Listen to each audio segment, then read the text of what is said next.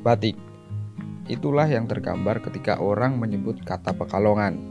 Kota ini memang dikenal sebagai penghasil batik yang mendunia. Ada banyak pusat batik di Pekalongan, namun kami tertuju pada satu lokasi, ya, International Batik Center. Pusat batik Pekalongan ini pernah berada pada masa jayanya, yakni sekitar tahun 2013 hingga 2017.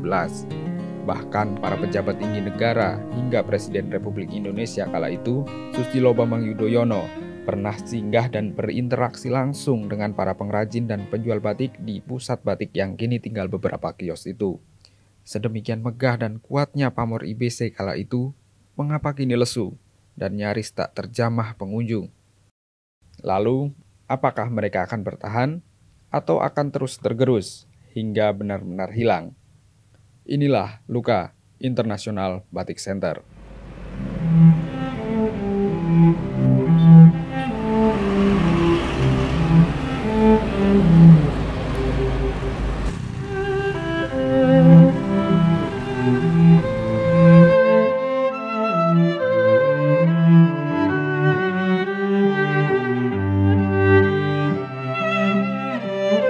Dari Jawa Tengah, dari Jawa Barat gitu kan, masuk kok sepi ya, kita itu nangis mas dalam hati kita. Kok sepi, dibilang sepi itu kan sebenarnya kan kita kan hatinya gimana gitu ya.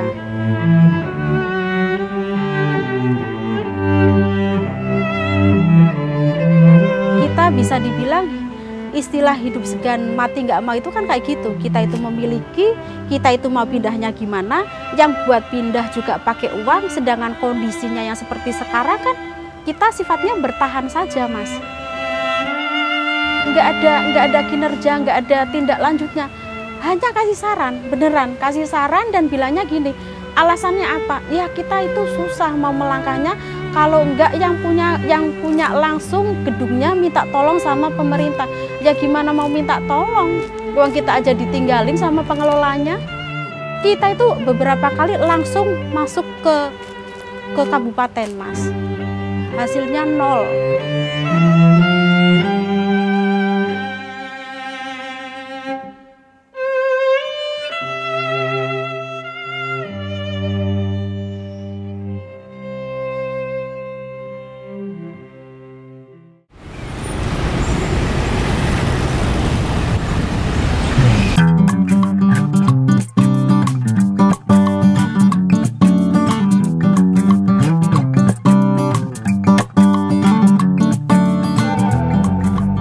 Assalamualaikum warahmatullahi wabarakatuh. Perkenalkan, nama saya Milza dari Pekalongan, owner Batik Pekalongan.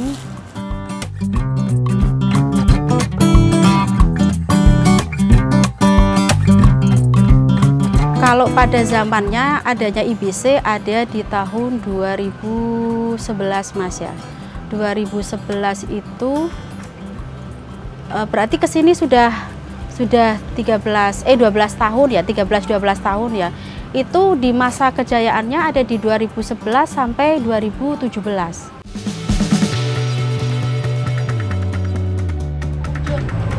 kan pengunjung yang di patung, yang di belakang itu di titik emasnya itu ada di 2014 sampai 17. Itu bagus banget penjualannya, sampai kita itu Nun sewu bisa ngalahin kanan kiri grosir gitu loh. Menteri terus sama Presiden Pak SBY pernah ke sini berkunjung ke IBC pas di masa ramenya IBC. Kalau ada kunjungan kemana mampirnya ke IBC, belanjanya di IBC karena di IBC sendiri masih ada ruangan yang khusus eksklusif gitu loh. Harga batik yang harganya sampai 5 juta, 8 juta itu ada nanti yang di sini yang tadinya saya sebut di ruangan AC gitu, ruangan eksklusif. Kalau sekarang setelannya sudah sama semua. Kalau untuk IBC sendiri untuk kualitas batiknya ya. Untuk kualitas batiknya dimulai dari batik yang jenis printing. Kan step-stepnya ada mulai printing, cap sama tulis. Itu ada semua Mas. Kalau cari di IBC itu masih ada semua. Jadi kalau masalah harga, kita pakai label gedungnya Gedung Internasional Batik Center, sebenarnya harganya itu masih murah, masih kejangkau. Nyatanya juga kalau nggak kejangkau untuk di tahun 2011 sampai 2017 kita nggak banyak pengunjung. Kita kan masih banyak pengunjung. Penjualannya bagus di tahun itu. Karena apa? Karena keuntungan dari IBC sendiri kan untuk yang pertama gedungnya bergengsi. Terus namanya sudah pakai internasional. Jadi kalau dulu itu Mas ya, untuk pengunjung IBC sendiri itu orang luar negeri itu sering. Orang luar negeri itu sering, bule-bule itu sering masuk ke IBC. Nah, kita kenapa pas kita itu di masa-masa emasnya, kita dipertemukan langsung sama adanya tol.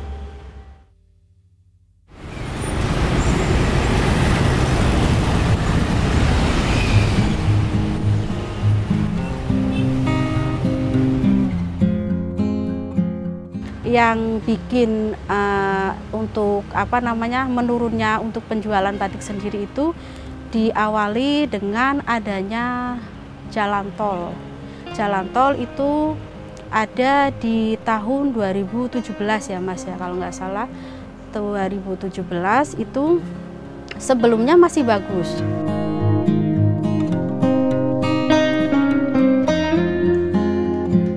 Tol dibuka pertama itu kan pas Lebaran itu, pas arus mudik pertama di tahun 2017 itu. Itu mengalami penurunan langsung dan terlihat itu benar-benar nampak penurunannya gitu loh.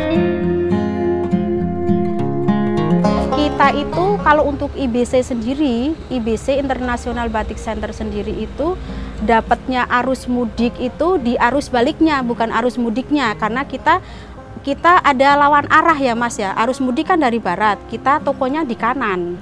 Jadi mereka pengunjung yang mau masuk itu kan kadang kan kerepotan gitu. Kita dapatnya arus baliknya, itu sudah kelihatan di tahun 2000 itu. Terus ditambah lagi dengan adanya online.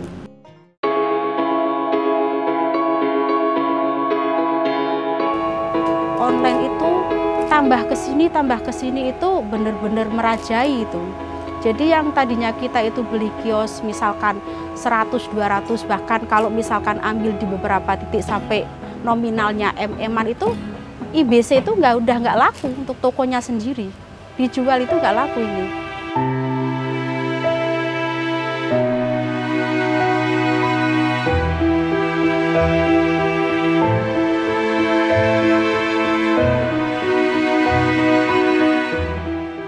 Dia nggak butuh kios, jual di rumah sudah dapat cuan, ya kan? Jual di rumah atau mereka cukup dengan sewa, nggak memiliki kios, mereka sudah dapat jualan. Yang lebih praktis lagi kan dia produksi sendiri, dijual sendiri, di rumah sendiri.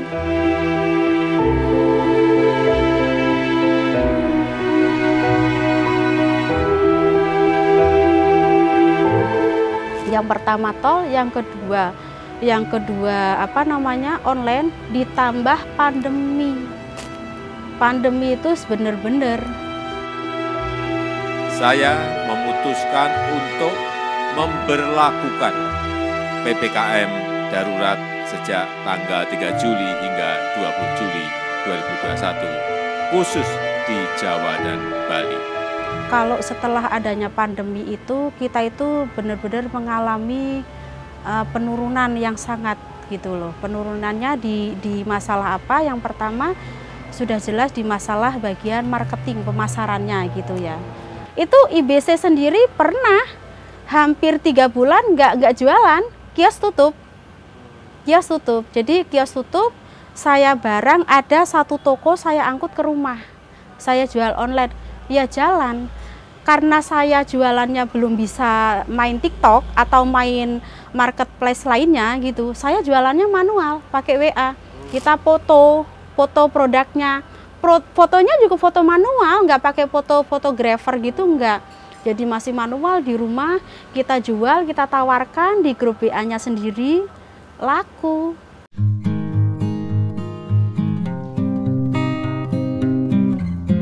Padahal saya mikirnya kalau sekarang, kalau ditarik ulur lagi ya, kalau saya turun dari dulu kayaknya saya ya kondisinya nggak seperti sekarang. Tapi itu semua juga sudah skenario Tuhan juga kan Mas ya.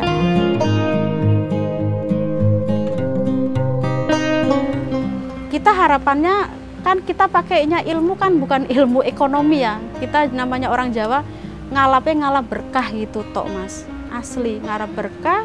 Kita punyanya di IBC, diulat-ulat di IBC, boh ketemu kapane nanti kita juga ada yang gendeng, ada yang peduli, dan yang pada akhirnya kita bisa bangkit kembali. Kok kenapa orang-orang para wisata atau pemudik lebih milih ke grosir yang lain sebelah atau kanan kirinya grosir kami? Ya karena kan grosir kaminya kan sudah kayak gini kondisinya Mas. Kondisinya yang gedungnya besar dengan penghuni sedikit, siapa yang tertarik? Walaupun itu belanjanya nggak buat kulakan. Dari Jawa Tengah, dari Jawa Barat gitu kan, masuk kok sepi ya, kok sepi ya. Kita itu nangis Mas dalam hati kita. Kok sepi, dibilang sepi itu kan sebenarnya kan kita kan hatinya gimana gitu ya.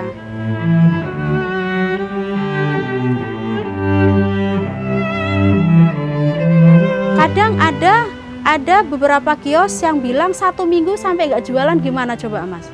Bayangin 1 minggu nggak jualan, gajinya karyawan ikut siapa, terus service charge-nya ikut siapa, terus untuk bayar lain-lainnya itu untuk ikut siapa? Kayak gitu. Kalau masalah harga sama, kita masih bisa kasih harga murah, karena kita kan sifatnya kan grosiran. Nanti kan ada harganya sendiri, kita harga ecer ya harga ecer. Karena belinya satuan ya kita kasih harga satuan. Tapi nanti kalau misalkan mau jual lagi, kita bisa melayani yang buat jual lagi. Kita itu pernah sempat mengalami manisnya Mas.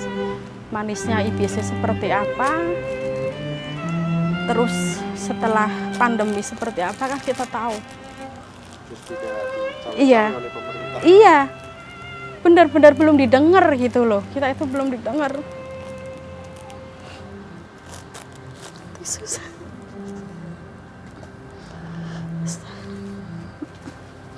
Kita itu nggak tinggal diem Mas, nggak yang tinggal diem terus untuk pengelola sendiri, teman-teman sendiri, bukannya kita yang nggak peduli.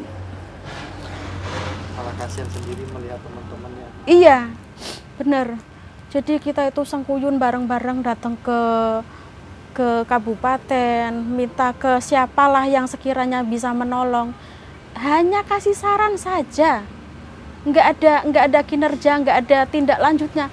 Hanya kasih saran, beneran kasih saran dan bilangnya gini, alasannya apa? Ya kita itu susah mau melangkahnya, kalau enggak yang punya langsung gedungnya minta tolong sama pemerintah. Ya gimana mau minta tolong? Uang kita aja ditinggalin sama pengelolanya.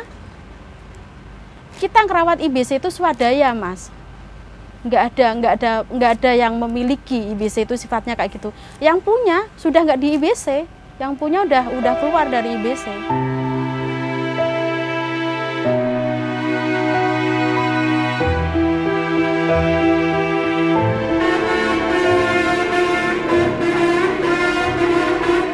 Ya kita bisa dibilang istilah hidup segan mati nggak mau itu kan kayak gitu. Kita itu memiliki, kita itu mau pindahnya gimana, yang buat pindah juga pakai uang, sedangkan kondisinya yang seperti sekarang kan kita sifatnya bertahan saja Mas. Ya kan, bertahan dan bertahan. Kalau dulu ya, Jumat, Sabtu, Minggu, Senin itu masih ada sisa-sisanya, sisa-sisa ramenya. Pagi hari nih misalkan kita buka jam 8:30, pasti udah ada yang parkir di depan. Lah kalau sekarang boro-boro Mas, uang kita buka kadang seharian aja kita nggak dapat. Kalau untuk rukonya 500-an, kurang lebih 500. Di titik sekarang yang buka itu bisa dihitung jari, meng 40, enggak 50. Hilangnya berapa coba?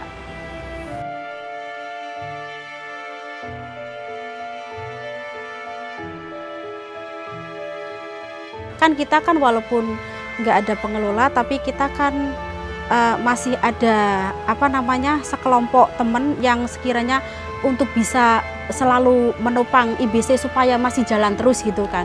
Itu harapannya apa? Harapannya itu yang pertama kita itu minta kepedulian langsung dari pemerintah. Untuk yang pertama.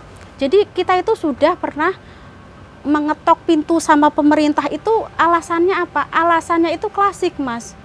Alasannya hanya karena gedungnya itu milik pribadi. Lah mosok sih kalau memang milik pribadi, pemerintah nggak bisa cawe-cawe, pemerintah nggak bisa menolong, pemerintah nggak bisa mendengar keluh kesahnya kita para pedagang.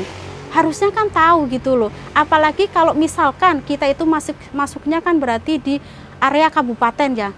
Ya buat gengsi-gengsian misalkan nih kabupaten punya grosir batik yang bisa diandalkan, barangkali nanti untuk kabupaten sendiri ada tamu dari luar negeri, ada tamu dari mana-mana, kan nanti kan bisa mengangkat untuk IBC juga, Mas. Sementara belum bisa nyampe sekarang itu. Belum ada titik temunya. Kita itu beberapa kali langsung masuk ke kabupaten, Mas. Hasilnya nol.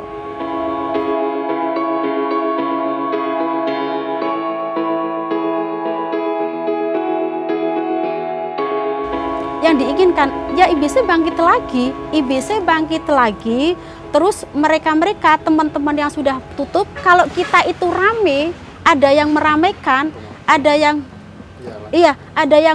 kita punya sandaran, maksudnya kalau memang pemerintah sudah peduli, kita bersandar sama pemerintah, ya kita dengan sendirinya mereka pasti masuk lagi, Mas. Buat bapak-bapak pemerintah pusat atau pemerintah daerah ya yang sudah mengikuti atau yang lihat vlognya langsung, ya harapan kami, saya selaku owner yang ada di IBC, harapannya supaya benar Bapak datang ke sini, sifatnya berkunjung saja, Pak, berkunjung, lihat kondisi real yang ada di IBC sekarang. Pasti nanti yang pernah berkunjung ke sini kaget. Kagetnya apa? Yang dulunya seperti ini, gedungnya bagus, kita di tahun 2023, 2024 sudah nggak bisa renov, nggak bisa ini, Pak, nggak bisa benerin gedung-gedungnya. Karena apa? Ya karena kan yang dipakai kan uang. Ya minta tolonglah buat bapak-bapak semua barangkali yang bisa berkunjung, bisa merangkul kami dengan senang hati. Kami terima Bapak ya, niat baiknya Bapak. Semoga Bapak bisa menolong para pedagang IBC semua, Bapak.